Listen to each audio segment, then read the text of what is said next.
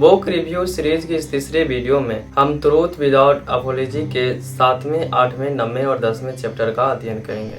Truth without apology for those tired of sweet life के 7वें अध्याय का हेडलाइन है कैचिंग योरसेल्फ रेड हैंडेड, यानी खुद को रंगे हाथों पकड़ना। अपने अंदर की शरारतों को रंगे हाथों पकड़ने में बड़ा ही आनंद आता है। जब आपका मन इमेजिनेशन में भटक रहा हो तो खुद पर ध्यान दें। जब डर आपके अंदर घुस जाए या असुरक्षा की भावना फुसफुसाए तो खुद को थाम ले।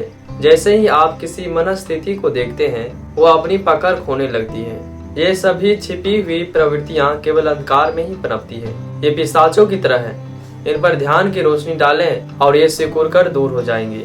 अपने बेतरतीब विचारों, अपनी ईर्ष्याओं, अपनी चिंताओं पर ध्यान दें। बस देखते रहें। जैसे ही आप उन्हें स्पष्ट रूप से देखते हैं उनकी शक्ति विलीन होने लगती है। किसी चीज को पकड़ना उसका अवलोकन करना है और अवलोकन करना उसका पर्दाफाश करना है और पर्दाफाश ही स्वतंत्रता की शुरुआत है।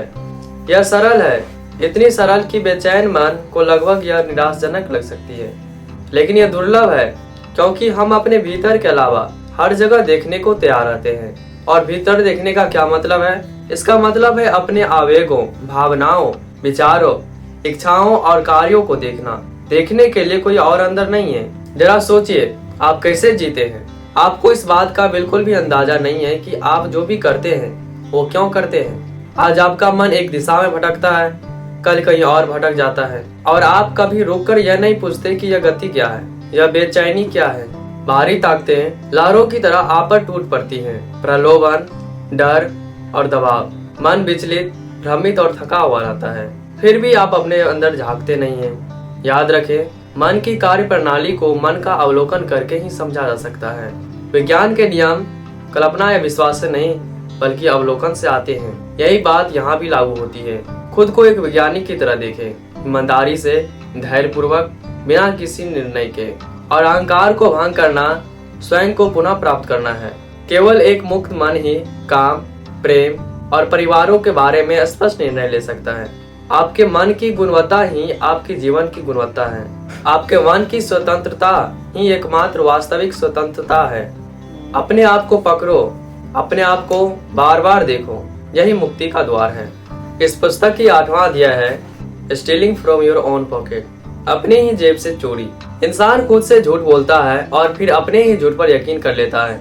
हो सकता है कि आप दूसरे को ज्यादा देर तक धोखा न दे पाए, लेकिन खुद को जिंदगी भर धोखा दे सकते हैं। हम इसे चोरी क्यों कहते हैं जब आप किसी और से चोरी करते हैं? क्या यह चोरी नहीं है जब आप खुद को अपनी सर्वोच्च संभावना से वंचित करते हैं? यह काम अपराध कैसे है?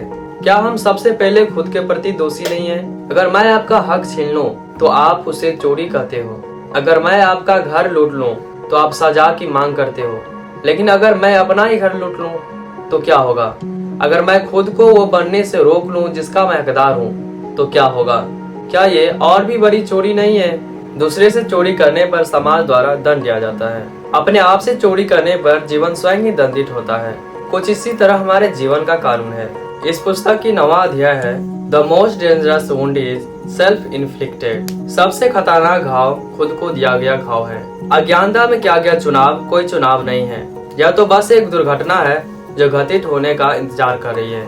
कोई भी व्यक्ति जानबूझ करके खुद को नुकसान पहुंचाने का चुनाव नहीं करता है। हम जो भी करते हैं अपनी राहत, खुशी और पलायन की उम्मीद में करते हैं। यहाँ तक कि जब हम खुद को चोट पहुंचाते हैं तब भी हमें लगता है कि हम अपनी मदद कर रहे हैं। हम इससे प्रेम कहते हैं, हम इससे आजादी कहते हैं, इसे उपचार कहते हैं, लेकिन यह सिर्फ छिपी हुई अज्ञानता है।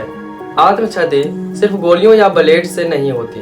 यह तब होती है जब आप किसी बेकार सी नौकरी करते हो और डर आपको बताता है कि यह सुरक्षा है।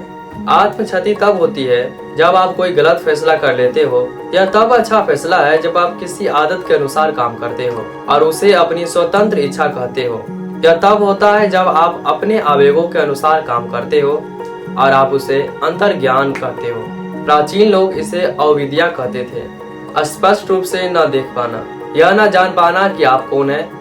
जो आपको बताया गया है उस पर सवाल न उठाना। एक ऐसा मन जो पूछताछ करने से इनकार करता है।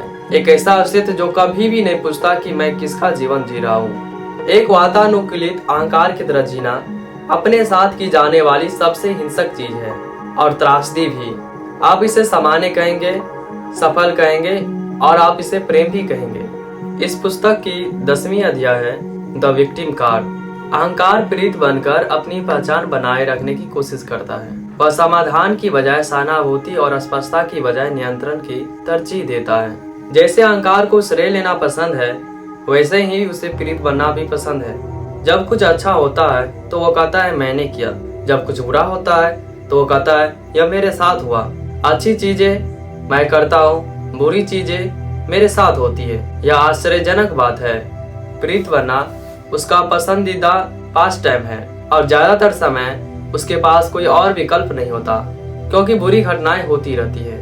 अहंकार जैसा कि वह शायद ही कभी वास्तविक सफलता देख पाता है, इसलिए उसे डिंग हाँकने का मौका भी बहुत कम मिलता है और वह दोष स्वीकार कर लेता है। दोषारोपण का खेल लगातार चलता रहता है। एक के बाद एक मुसीबतें आती रहती है और हमेशा कोई और ही दोषी होता है। एक बार उसने किया, मैं पीड़ित हूँ। अगली बार उसने किया, मैं फिर से पीड़ित हूँ। अहंकार इसी तरह जिंदा रहता है, खुद को कभी न देखकर, जिम्मेदारी से मुंह मोड़कर, समाधान की बजाय सहानुभूति चुनकर, स्पष्टता की बजाय नियंत्रण चुनकर। इसे बदलने की बजाय दया की जानी चाहिए।